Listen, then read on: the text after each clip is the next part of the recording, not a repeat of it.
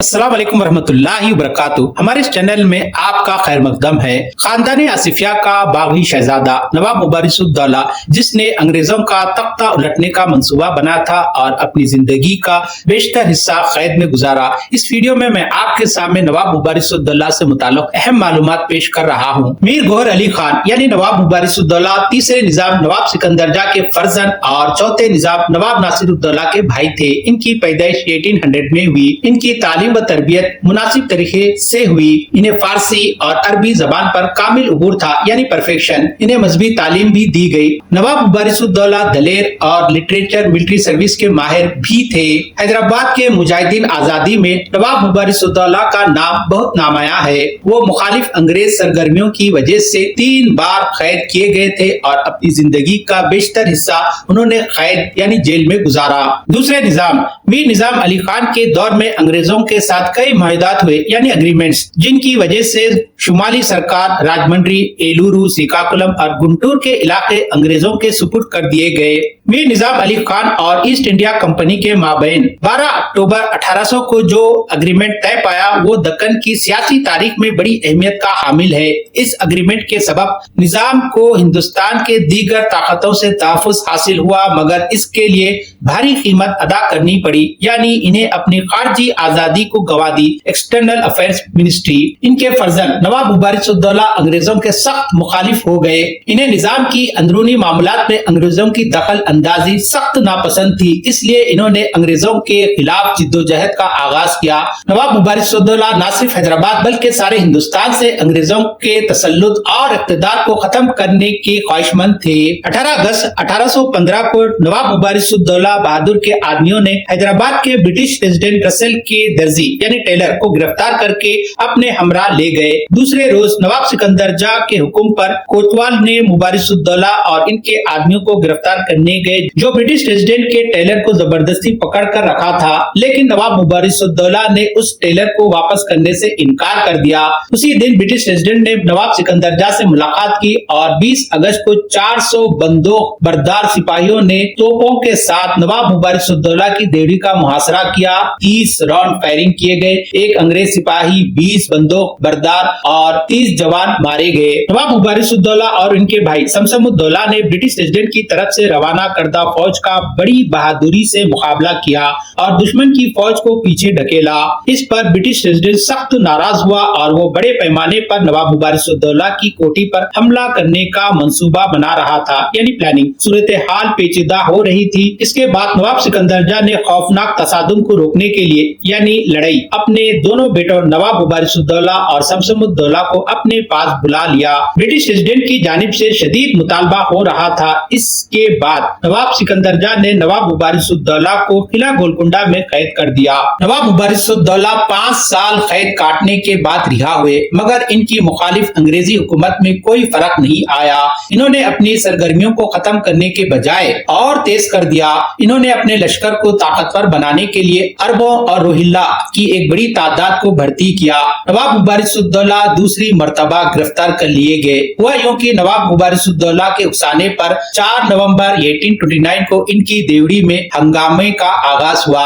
12 नवंबर को नवाब मुबारिसुद्दौला के लश्कर ने दोबारा हंगामा किया, जिस पर निजाम ने अपनी फौज को नवाब मुबारिसुद्दौला की कोठी का मुहासरा और नाकाबंदी करने का हुक्म दिया।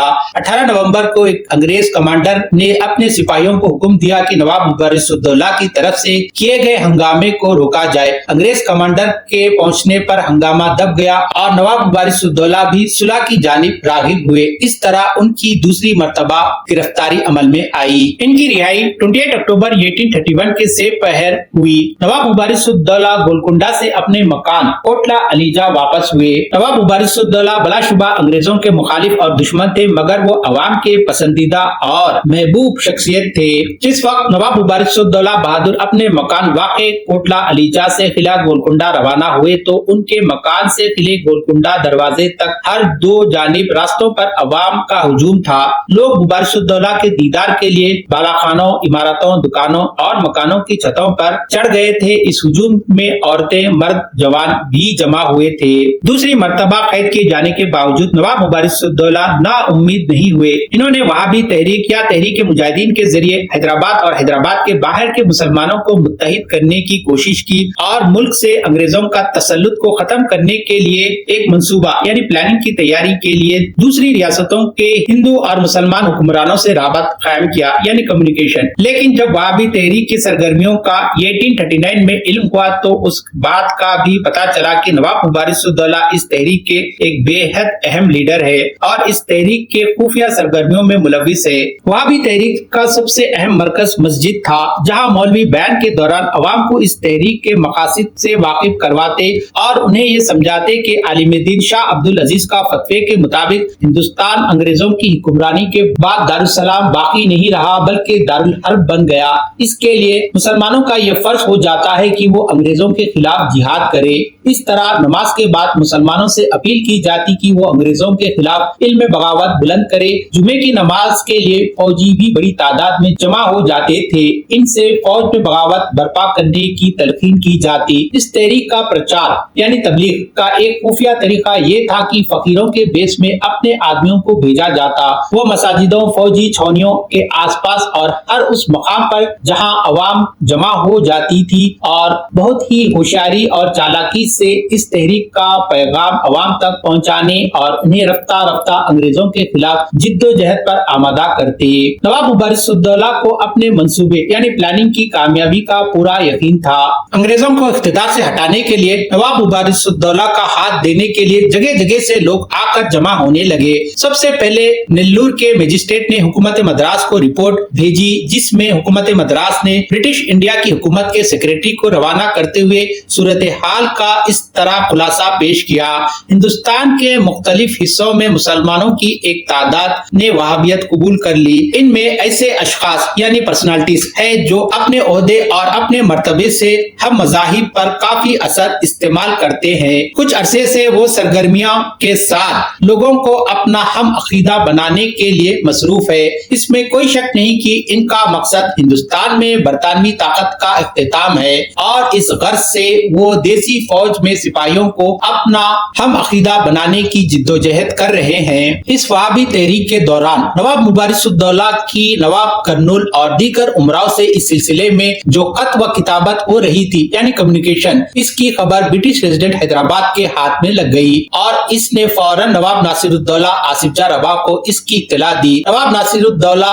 اپنے بھائی کی سرگرمیوں کو مذہبی نوعیت کی سرگرمیاں سمجھ رہے تھے، لیکن ان کو یقین دلایا گیا کہ ان کے بھائی یعنی نواب مبارز الدولہ ان کے خلاف بھی ارادہ رکھتے ہیں، جس کے نتیجے میں ان کی حکومت کا خاتمہ ہو جائے گا۔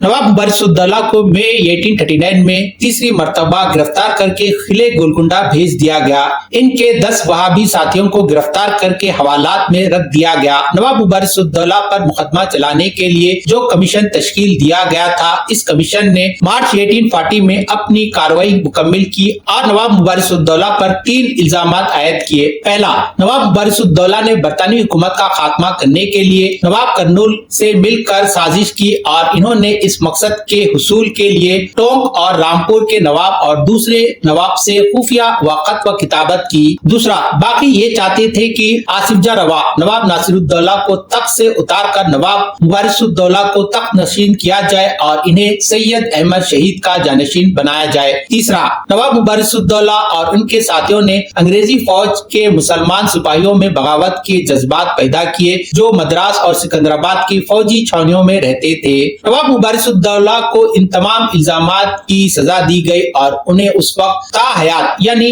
لائف سینٹنس کی سزا دی گئی۔ وہ 15 سال تک قلعے گولکنڈہ میں قید رہے۔ آخر کار نواب مبارز الدولہ کا قلعے گولکنڈہ میں 22 جون 1854 کو انتقال ہوا اور شاہ برہان صاحب رحمت اللہ علیہ کی درگاہ میں تدفین عمل میں آئی۔ اس ویڈیو میں جو بھی معلومات میں نے آپ کے سامنے پیش کیا، اس کا حوالہ ہے یہ کتاب جو آپ اسکرین پر دیکھ رہے ہیں۔ اس کتاب کا نام ہے گنجینا دکن۔ اس کتاب کو لکھا ہے سید داؤد اشرف صاحب۔ اس کے ساتھ اس ویڈیو کا اختتام ہوتا ہے۔ اللہ حافظ۔